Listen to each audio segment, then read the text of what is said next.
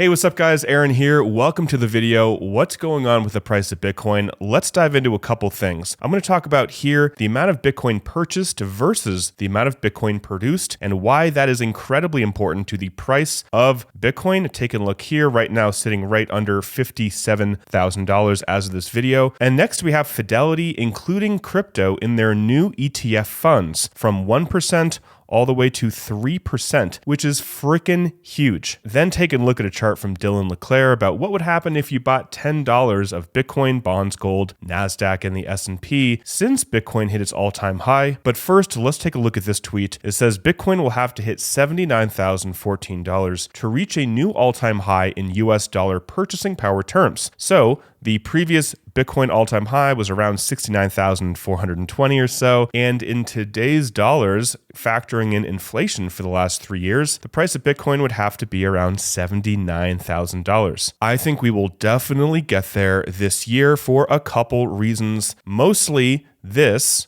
And this is just one of many stories that are very similar. We have Fidelity. This is literally fidelity.ca. So I believe this is Fidelity's Canadian website. They have these new all-in-one portfolios, ETFs, and they have between 1% and 3% crypto, which is crazy. If you've been in this space for any period of time, for me to utter those words that Fidelity, one of the largest asset managers in the entire freaking world, is literally on their website saying that there should be any allocation to crypto, let alone 3%, is freaking huge. I mean, it's really amazing how far we've come. And when they say crypto, I'm not quite sure if that's going to be Bitcoin and Ethereum or multiple altcoins, but obviously it'll definitely be Bitcoin. And right here it says 1 to 3, but in my opinion, this will go higher towards 5, maybe even 10% for more aggressive ETFs, especially for younger people. Let's say they have 40 years before they retire. ETFs for those people, younger people, may see, in my opinion, a 10%, maybe even higher Bitcoin allocation. And if Fidelity is doing it,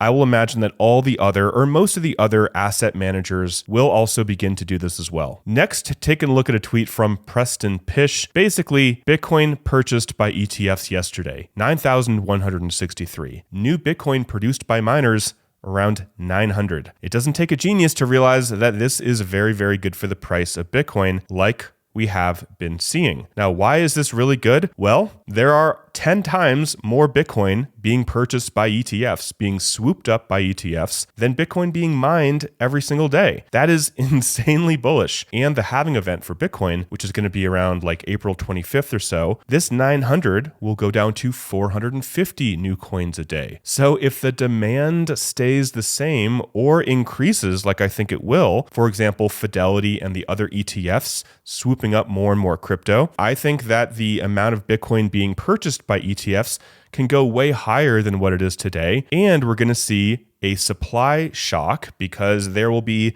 half the supply being created every single day. And here from Dylan LeClaire, a really cool chart. It says daily dollar cost averaging for Bitcoin stocks, bonds, and gold, starting from the day that Bitcoin hit $69,000. So from November 10th, 2021, the day we wish we would have sold everything and then purchased back a year later, right? But whatever. It doesn't matter though, because even if you started buying $10 of Bitcoin from the very, very peak when it hit $69,000, you would still be up 107%. That is the power of dollar cost averaging, at least an asset that is a good asset like Bitcoin. If you did the same thing for NASDAQ starting on November 10th, 2021, you'd be up 31%, the S&P 500 19%, gold 9%, bonds negative 9%. And the NASDAQ had an incredible run over the last year. Taking a look right here, it went from 11,400 to 16,000. That is a huge increase. And even with that, we can see that Bitcoin did basically a 3x if you DCA'd $10 since the very high of Bitcoin. So what does this say? Well, it says that over the long term, if you dollar cost average into Bitcoin, historically, you will still be up. It's just a matter of how long it takes you to be up. Next, we got a little one from Jim Cramer. So inverse Jim Cramer, if you're not familiar, Jim Cramer, the host of Mad Money, he's been around for like a couple decades. He has a way of calling the tops and the bottoms of markets. And it's kind of a joke if you're unfamiliar with it on Twitter. January 22nd of this year, when Bitcoin was $39,500, he said, "Unlikely that Bitcoin finds its footing." That's what he tweeted. And now, obviously, the price of Bitcoin is around $57,000. So up $17,000. That's around like 60% or so since Jim Cramer called the bottom. And Luke Broyles on Twitter talks about this Fidelity's 3% allocation like I talked about right here. Now, from his math, if Fidelity moves $135 billion, which would be around 3% of what they hold under management, which is 4.5 trillion. If they move that 135 billion towards Bitcoin at this 118 to 1 multiple, the price of Bitcoin could reach $850,000. He says, forget BlackRock, forget even a 5% allocation, forget what's happening with fiat, which is being debased by printing more dollars, forget even higher multiples, which may happen, forget billionaires buying Bitcoin, also forget the other 5 billion humans that may want to purchase Bitcoin. And Luke thinks that the price of Bitcoin could go as high as $2 million or so.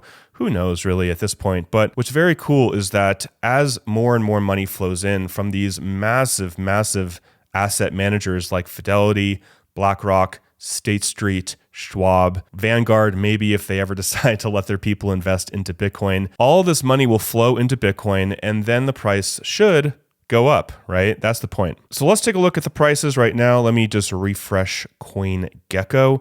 So again, Bitcoin right now, as of this video, it could change in an hour, just around $57,000. Pepe is having a massive rally, up 138% over the last 7 days. If you don't remember Pepe, it means you weren't around about a year ago. And let's take a look at the all-time high price for Pepe. We are just 34% below its all-time high price, which was May 5th of last year. And a lot of other coins in the top 100 are up quite a bit over the last 24 hours, including what looks to be several other meme coins, including Doge, Bonk, and SHIB. So ETH is up 8% over the last week, so that's why we're seeing a lot of other altcoins rally too. So I'll talk a little bit more about altcoins that I'm holding in a future video because I do hold quite a bit of altcoins. One altcoin that I have a pretty sizable position of is Crow. I've been talking about Crow, Kronos, Crypto.com. They're all the same thing for, like 4 years at this point. I've been talking about them. They were around for the last cycle. They're going to be around for this cycle. They survived all the lending bankruptcies of 2022, like Voyager, BlockFi, and Celsius and FTX got caught up in. And because they survived, I really think they will be doing very, very well in this cycle. And this coin is severely below its all-time high, 89% below its all-time high. So you could look at that and be like, wow, they suck. Or how I look at it is like, wow,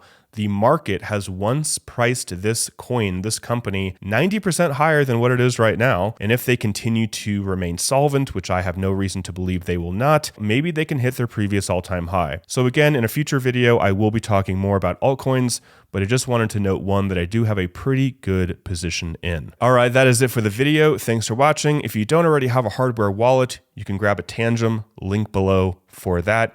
You're going to get 10% off. I would suggest picking up a 3-pack just because it gives you more options and more security, and they're relatively inexpensive compared to other hardware wallets. So I will include the link for that below. Other than that, guys, I will come at you with more news and more updates with the entire crypto space. If you want me to talk about something specific or interview somebody, let me know in the comments or find me on Twitter and send me a message. I'd really love to start interviewing people who are experts in their field, people that can shine insights onto things like Bitcoin mining and just anything else that you want to hear about. So let me know your thoughts in the comments. Till next time, guys, talk with you soon and bye for now.